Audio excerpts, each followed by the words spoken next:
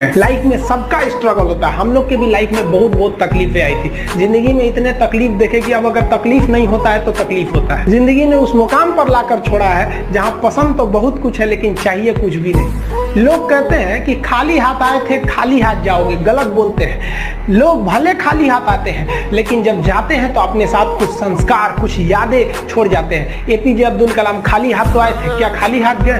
हमारे जितने देश के लोग हैं उन देशवासियों के लिए प्रेरणा के स्रोत बन गए। लेकिन अगर आप खाली हाथ आते हैं और खाली हाथ चले जाते हैं तो आपका पुरुष योनि में जन्म लेने का कोई अर्थ ही नहीं बना। अपनी मंजिल को भुलाकर जिया तो क्या जिया, है दम तुझमें तो उसे पाकर दिखा। लिख दे खून से अपनी कामयाबी की कहानी और बोल उस किस्मत को कि है दम तो मिटा के दिखा।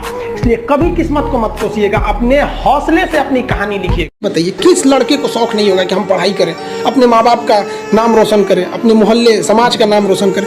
जितनी ज्यादा कामयाबी होती है ना, लोग उतनी ज्यादा गर्व करते हैं। छोटी सी कामयाबी होगी माँ बाप खुश होंगे, थोड़ा और बड़ा कामयाबी होगा पूरा मोहल्ला खुश होगा, बहुत बड़ा कामयाबी होगा पूरी राज्य खुश होते हैं लोग। अरे हमारे यहाँ के हैं ये, जैसे अब मान के चलिए किसी का कोई अब्दुल कलाम, जिस जगह के वहाँ के लोग गर्व से कहते हैं हमारे यहाँ से अब्दुल कलाम है, कहते हैं कि नहीं।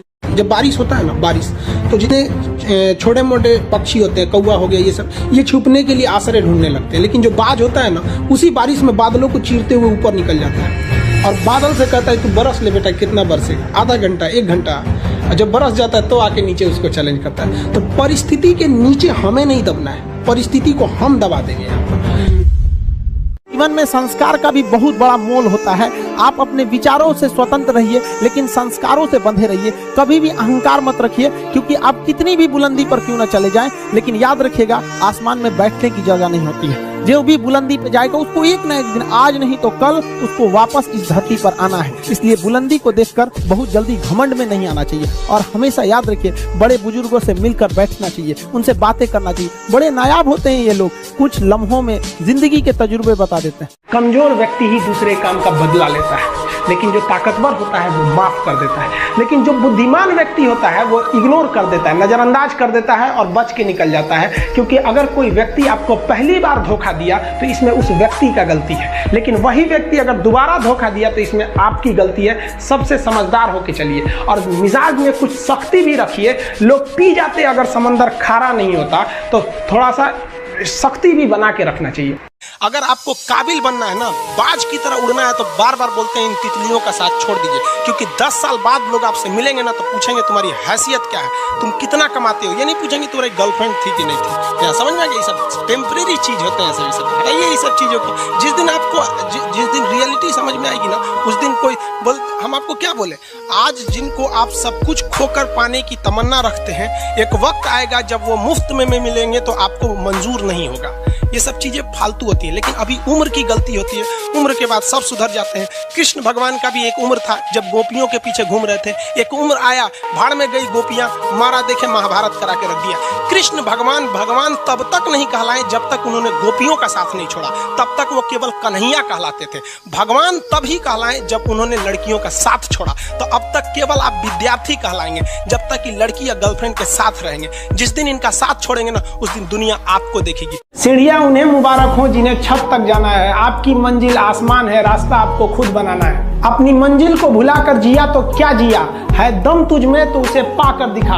लिख दे खून से अपनी कामयाबी की कहानी और बोल उस किस्मत को, है दम तो मिटा के दिखा। छत को बहुत गुरूर था छत होने का, एक मंजिल और बनी और छत फर्श हो गया। तूफान ज्यादा होती है तो कश्ती डूब जाती है और घमंड ज्यादा हो जाती है तो हस्ती डूब जाती है। पतंग को पता होता है कि उसका अंत एक कचड़े में जाकर होगा, लेकिन उससे पहले उसे आसमान छूकर दिखाना होता है। पहाड़ों को चीरते हुए जब नदी निकलती है ना, तो कभी नहीं पूछती है कि समुद्र अभी कितना दूर है। और नदी में गिरने से तो कभी किसी की मौत नहीं होती। मरता तो वही है जिसे तैरना नहीं आता है। मेहनत बता देता है कि परिणाम कैसे मिलेगा, वरना परिणाम तो बताता ही है कि आपका मेहनत कैसा था। जो पानी से नहाएगा वो अपना लिबास बदलेगा, जो पसीने से नहाएगा एक दिन इतिहास बदलेगा।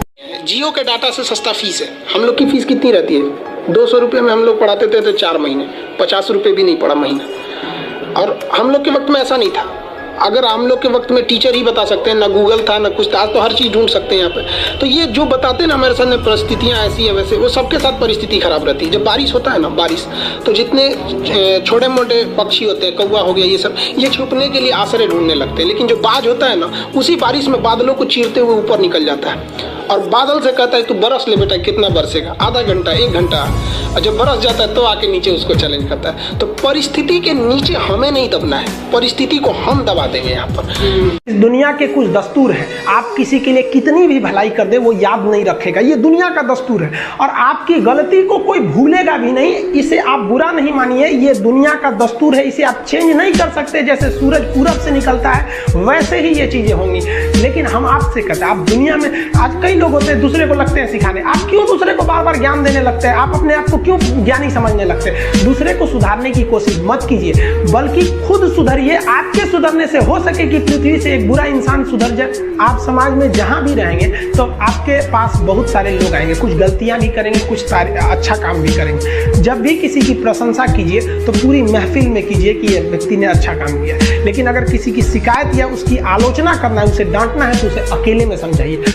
रही बात रिजल्ट की, तो एक बात आपको बताते हैं, रिजल्ट जब भी होगा तो वो आपके पढ़ने से होगा। कोई भी वैकेंसी में आप देखेंगे बहुत से ऐसे लड़के होते हैं ना जो बहुत पढ़ते हैं लेकिन रिजल्ट नहीं होता है, और कुछ कम पढ़ के रिजल्ट हो जाते हैं। रीजन क्या? आप कितना पढ़ते हैं ये मायने ही नहीं रखता है, मायने ये रखता है कि आपने क्या पढ़ा है, क्या जो चाहिए वो पढ़ा है कि नहीं। अब क्या है कि मान लीजिए हम तो भाई साहब पीएचडी कर रहे हैं, हम उठा के पोथा पथरी आपको पीएचडी वाला दे देंगे तो आप तो कहेंगे वाह रे भाई साहब, खान साहब मास्टर तो बड़ी बुद्धिमान यहाँ पे। तो भाई आप तो फ्रस्ट्रेट हो जाएंगे, आपको तो लगेगा कि नहीं हमने जानकारी बहुत दे दिया है। तो भाई पीएचडी का चीज पीएचडी के लिए है, आपका कंपटीशन का अलग चीज हो जाता है। एक लेवल रखना है ना, आपके कंपटीशन के एग्जाम में पीएचडी वाली चीजें नहीं पूछी जाएंगी।